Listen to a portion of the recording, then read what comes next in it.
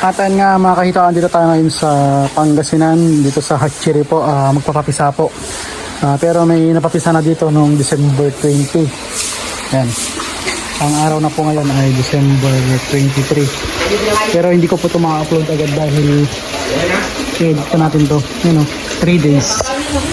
3 days price. Yan. Yan o.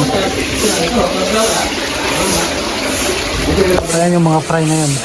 Ang mangyari po dito, papakainin po natin ng mga bulate, Tubitex, para umabot ng 7 days. Kaya lapag na po natin para maging fingerlings.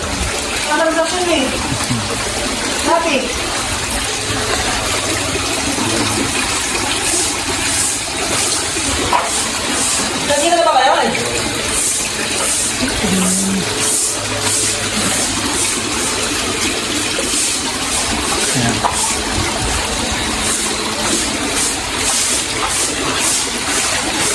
Ayan.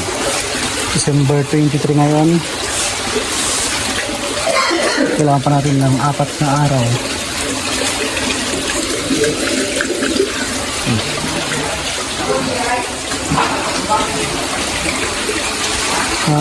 Ang ginamit ko ditong breeder ay 30 kilos. 1, 2, 3, 4, 5, 6, 7, 8. 8 na kahon yung nalagyan. Ayan. Kaya sa mga gusto pong matuto sa paghihito, ayan, o sa hatchery, PM lang po kayo sa number ko na ito, sa Facebook ko na ito, para makapag-usap po tayo. Ang location po nito ay Umingan, Pangasinan. Ayan. Ito yung napapisa ngayong buwan. Ay, ngayong linggo kako sana. Kasi ito ay lalapag na po sa lupa.